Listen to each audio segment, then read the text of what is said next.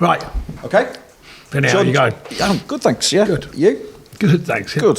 Just wanted to get your thoughts on the racism row after the events in Bulgaria. Just wonder how you feel the players handled it all, and whether it should get to the stage where the players should actually just walk off and kind of ignore the protocol. Well, I think we all know it's unacceptable. We all agree that. I think Gareth dealt with it very well, as he often does. I think the point that I saw him make was kind of like you'd be judged either way. You know, if they leave the field of play admirable in some way, and of course a strong way, but then equally people say, but you're there to do the football job, and you're sort of, then the other side of it, if you stay on, you're bigger than what's going on, and you show that through a performance to win, and the professionalism within that. And I think he tried to make that point. I think everyone will have their own view on it. I don't think it's my view or anyone else. I think everyone will have a personal view. I think it's a really tricky one. I admire the players for either way, in a sense. As Gareth rightly said, if they did leave, you go, okay, I get it.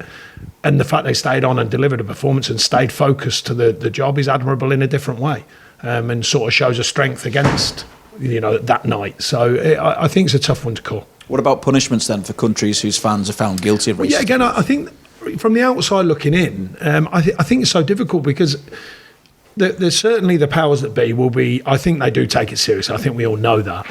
And in world football, let alone this one-off incident, how you judge a whole stadium of people about what might be a group, which it looked like it was a group, it's very difficult. You know, how you clear it out from the whole of a stadium, because it does imply that everyone's thinking that, which they're not, obviously. On the other hand, something has to be done to stop it. So how strong they go with it is going to be, there's people in much more powerful positions than me and aware of all the ins and outs of it through the world of football who will come to them decisions. And I think it sounds easy. I think we all know that. I think we'd all think, well, stop them being in competitions, etc., etc. But it's not that easy. I think there's bigger thoughts on the bigger picture of it, not just this event, if you like. But it has highlighted a really bad thing once again. Are we also doing enough over here? Because some of the accusation that kind of came back from the Bulgarian side of things was almost people in glass houses. Just some of the incidents that have happened. Well, I can only speak, in my lifetime in football. The biggest thing for me, the education side of things, changed massively. I know from in-house chats with our players through the PFA, the LMA, and varying groups, Kick Racism Out of Football, of course, and Troy and all the good work they do, and I mean, the thing is that there is a lot of education out there. It is being enhanced. You're trying to get it to finish it, to end it, and that's the difficulty. I think massive strides have been made down many years by many different groups and people as well, just generally learning about life. And I think now it's to try and take it to the end, and clear it. And I think that's the difficulty. We just check on the injury situation. Danny Drinkwater, is he ready to come back? No, Drinky's not. He's making progress, but he's still not quite there. The ones that Johann Gudmundsson, he won't be figuring. Unfortunately, got injured on international duty and a reasonably serious hamstring injury. So it certainly won't be days. It'll be more like weeks. I don't know how many yet, but it's serious enough to speak in that way. Corky is obviously a touch and go one with a strange injury, actually, as you know, a shoulder blade injury, which has got a sort of fine crack in it, fracture rather. And Ashley Barnes got tight groin, so we'll have to make judgment calls on them too. It's not a no, though. That'll be a judgment call on the risk and rewards of playing. Eric as well? No, he should be fine. Eric's trained all of this week, so he's clear. No other problems then? No. What has made the difference this season? Because you're battling now with Leicester going into this game, and there's the chance of maybe, if results go your way, going into the top four. What's the difference between this stage of this season and last season? Well, apart from the obvious, the demands of the Europa League, which, Wolves have had their show of that early doors. I mean, I know they had a fantastic result that popped them out of the sort of bottom area, but they've found it difficult, and I think it is difficult. Amazing in one hand, as I've said, certainly for us, 50 years of history changing, but in the reality and the practicality, it's difficult. On top of that, I think sometimes, we probably went from always an underdog side, got ourselves in seventh that season, and then you come out the next season and it changed the psyche slightly. People don't look at you maybe as underdogs as much, and people maybe prepare differently. And then just to change in form ourselves as well. I don't think our form was good last season, or individually or collectively. We had a few shining lights, of course, and more the consistency. I've spoken about this many times, the consistency within a performance. So we had good spells in games, and good halves and good 60 minutes and good 20 minutes, etc., etc. But we couldn't find that consistency level throughout a 90-odd minutes of a football match. This season, we are doing that. We are doing all of the things that we do well, and we're doing it for longer periods of games. And so far, it's been a so good story. But it is so far. We're always working, like all teams, by the way. Every manager, every coach is trying to twist and tweak things and maximise what they do. And I think we have been every season. We're always looking to adapt the group to the next challenge and beyond. And certainly another big challenge this weekend. Leicester, another side who are talked about as possibility of cracking the top six, so to speak. Good early signs, of course. Brendan, I know well, beginning to get to grips with his group and how he wants them to work.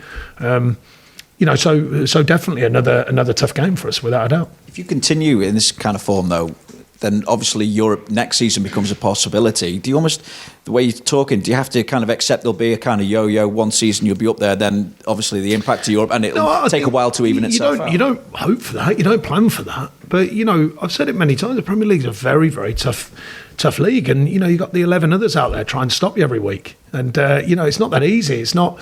Certain clubs you presuppose, we all do, that at the beginning of the season are probably going to be certainly at the top end of the division. Not always, but more or less when you look at the history of it. And then there's quite a big band, I think, now of teams that are fighting it all out every week. Every point's important. Every win's important, quite obviously. The key for me is consistency of performance. The key is the mentality for performance. The key is everything you have to do to win a game. Every detail is sort of enhanced in the Premier League. And I think we've learnt that. And that's another thing maybe last year sort of refocused for us, doing all the basic stuff, but doing it really, really well and almost finding the detail in the simplicity. And I think we've done that well at times, and we've got to keep doing it.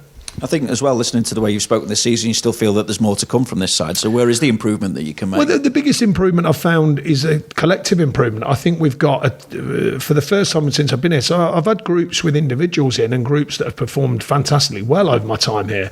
But if I look at a group of players for every position, where I honestly believe any player could play at any given time, then this is the closest we've ever had it. I think there's a real fine margin between who's got a shirt and who hasn't at the moment. And I think that's a healthy position to be in. It doesn't guarantee anything, but I think that enhances your performance levels because everyone's looking over their shoulder, not just at the game coming and the team they're playing against. They're looking over their shoulder every day in training thinking, I better be on it because, that person in my position could play.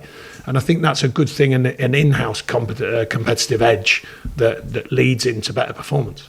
You mentioned still good friends with Brendan. Have you spoken to him this week? You speak quite I haven't spoken to him this week. I mean, we're not, we're kind of distant friends. Friends we are, but what I mean is he's certainly busy, and so am I. And I spoke to him when he first went in at Leicester, because geographically it's kind of down my neck of the woods, and a few questions about what place to live and thoughts on being in the Midlands. He's never really been in the Midlands.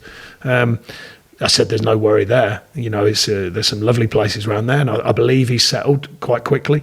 I think he'd done enough homework himself about the club. It's a good club, and the support, financial support particularly. He's a good fella. I like him. I respect him. He's done very, very well, quite obviously, at Celtic. And I thought personally he'd done a very good job at Liverpool. And it kind of drifted away right at the end, but people forget how well he'd done before that, I think. And at Swansea as well, after a sort of up and down learning curve at the very beginning. So certainly someone I got a lot of respect for. And obviously Leicester were the last team to really crack the top four. How well positioned do you feel that they are for Brendan to maybe follow that, not necessarily win a league title, but obviously get into those top four positions? Well, I think the investment down the years and Brendan's sort of getting his own feel with the group and stamping his sort of mark and getting them to work how he wants them to get to work, it's certainly showing good signs now. I don't think he's naive in the Premier League. He knows it's the story of a season, and that's a big challenge. But probably for the first time recently, people have spoken about the possibility of can they break that top sort of six at least. Now, four is difficult. We're not saying it's not. Obviously, we know the Leicester story from the past, but to try and think about that top six. And so far, they've made a strong early sign of that. Even the games that have gone against them, they've been right in it. And I think it bodes well for them. But, of course, we're not too worried about them, of course. We're going there to take on the game. We've done that well ourselves, home and away this season, with the right mentality, the right consistency of performance. We have to go and take that on again. And if we do that, we've got every chance of getting something from the game. top four for yourself, top four positions? I think we'll just worry about the next one at the moment. I think it's a bit early days for us to start making statements about top fours and things. I think we'll just get on with the next game as it comes, as we always do. Sean, Brendan said today that he expects you to cause them problems, but he says that he could cause you problems with energy and how well Leicester are playing. Is that a fair assessment of what you're expecting from them? I mean, they've definitely got some energy. They've got a sort of youthfulness. They've got some quality. We know that. And he, I think we have a way of operating that affects games, and we want to do that. So there's a balanced view of it, and I think every game has a balance. I don't think. We obviously know there's some, in Man City take on, ourselves and many others, by the way. They sometimes look at not an unbalanced view, but, especially at their play, statistics, etc., etc. But a lot of the games, there is that kind of nip and tuck edge to it. And I think, I don't think there's radical shifts in some teams, but I think Brendan's about right. We have a way of affecting games, and we've shown that this season. Certainly from Christmas, really, to where we are now, actually. And definitely Leicester do, because they have some quality players. Vardy's playing well. A lot are made about he doesn't touch the ball much, but he seems to kick it in the net, which is always a nice habit. I'm sure Brendan's enjoying that bit. And other players there, players who are maturing into the Premier League. So I think it's a good game, and I must mention, on kind of a year after the unfortunate loss of their owner, and I thought, I don't want to reflect too much back on that, but I thought they were a class act, Leicester, with everything that went on there. And that's a very tough situation. We were there at that time, as you know, and it was very tough. And I thought they were amazing how they dealt with it. The people of Leicester, the club and everything. Whatever they need from us, apart from the 90 odd minutes, we'll support whatever they need to recognise that event as well. You're only a couple of points behind them, and a lot of people have been saying what a great start to the season they've had. Do you kind of like going a little bit under the radar sometimes? I'm not really that worried. I never have been. We get on with what we do here. I focus on the players, my staff and the players, and what we think we can achieve from in-house. The judgment from outside, it's part of the game. It's everyone having opinions, left, right and centre about the ups and downs, the ins and outs of performances and points on the board. We've never taken anything for granted. We certainly don't at this time. We've had a solid start, at least a solid start. We want to build on that. The main thing for me is the consistency. The main thing is working on the training ground, consistently. Because if you get that bit right, it enhances your chances of continuing the form that you have in, when the whistle blows for real, if you like. I've really concentrated on that. I'm not really too worried about the outside noise of it all. The biggest judgment for me has always been the end of the season. The ups and downs of a season. But when the final whistle blows at the end of the season, that's where you deserve to finish usually. So that's the long focus, but the short focus is just the next game. At the same time, though, you're 4 unbeaten, and I suppose that was needed after a couple of perhaps unlucky results. Yeah, that's the good thing is, I think you don't want to cry luck in, but I know what you mean. It wasn't really poor performances. They were just things that, didn't quite land for us. But more so the Wolves one. I thought we were excellent at Wolves. And that's the only one so far that kind of sticks in my throat a little bit, because we deserved more. We didn't get it. Another day, we wouldn't deserve it and we might nick something. So they're the balances of a season. But no, so far the performance has been good. And yeah, it sounds easy, doesn't it? 4 unbeaten in the Premier League. It's not easy. So no, we certainly respect that, but we know we've had to earn it, and we'll have to continue doing that. Sean, you mentioned then a few injury concerns and the battle for places. I guess, does that make it a little bit easier to deal with these knocks and bumps and bruises, that you've built a squad that you feel is as capable? I think it's helpful. Yeah, I think the added depth. The depth was taken away from us last season when we had even more games because of injuries, really. And so far this season, we haven't had anything. And then Johann's got to, like I say, it's certainly not going to be days. Cork is very unlucky, a very peculiar injury. Certainly the first time I've ever, known someone break their shoulder blade. I've certainly not known that. Barnes is touch and go, so nothing too serious. We've been pretty good for injuries in general, but the balance that is when we have had injuries, or we do get them, then I do feel that competitive element of the squad is as tight as it's ever been. So I certainly think we can put out teams that will, have every chance of getting something from a game on any given day. I was at the under-21s in the week to see Dwight McNeil play. Obviously, huge honour for him to get that recognition for for England, something I guess everyone at the club's proud of. He played wing back and then centre midfield in that game. I don't know if you've seen. Yeah, I was trying to get down there actually. As you know, I live down that way, but I couldn't get down there, in time. I watched it on TV, of course, and spoke with Adi. Yeah, he's a very good player. We know that, and he is a flexible player. He can play in a number of different positions. Adi spoke to me about it, so asked just an opinion on his general. Adi will make his own mind up, that's for sure. But on his general, know-how, and I said, yeah, I don't see why he couldn't play there. I think he's a very flexible player. I think he could play in loads of different positions. I really mean it. I think his game awareness is very good for a young player, and it's improving all the time. The detail in his performance. The biggest thing for me that I've spoke to him about, and we spoke about this the other week, so I won't bore you with it, but we don't overcoach him because a lot of it he sees very well, but he's seeing the picture quicker. And I think that's a thing that, young players, it's hard to get young players to sort of see what's going on in the game as early as possible and as quick as possible. He's beginning to see the picture. He's beginning to see the patterns of the game and how it opens up, both in attack and defence, smelling out the right positions defensively to make sure you can stop the opposition or slow them down and getting in the right passing lanes and, activating very quickly to go and press when he needs to, but then equally on an attacking front, finding them pockets to go and play in. And the demand of the old-fashioned demand, actually, it's not as regular now, but he will run at a defender as well. He will carry the ball and take a defender on, and that's a great weapon in the modern game, but knowing the time to do it, that's what's getting better in his game, understanding the game and knowing when the picture looks right to make these decisions. And I think that's improving all the time. I've been very impressed by that myself. And I guess those experiences of different positions and being away on international duty and travelling away with your country, that can only help, can it? Yeah, all good. And you're exactly right. All them different experiences. I'm a big fan of players going away for international duty. I appreciate, it can be hard, fatiguing sometimes, but I think the benefit you get from it and the benefit from their development and, of course, the honour, that makes for a really good thing. And I think Dwight's part of that with the under-21s and rightly so. And his family as well, they must be so proud. His dad ex-player and he understands it, and I think he can rub off on Dwight, I'm sure he does. And they'd be so proud of him, and rightly so. One of the players we've been mentioning a bit in the last couple of weeks has been Jeff Hendrick with his sort of performances since he sort of came on at Brighton, really, and affected the game there. Just how pleased have you been with his? No, really pleased. And I spoke, if you remember, very early in the season, I said there was players who are very unfortunate to not be playing, and he was definitely one of them. He's found his way back in team, which if you look at his history under me, he does. He finds a way of playing. Wherever that may be on the pitch, he does find a way of playing, and he's delivering. I think we want a side that look like they're enjoying. It's a professional enjoyment, by the way. When I was a young lad, Brian Clough used to talk about playing with a smile.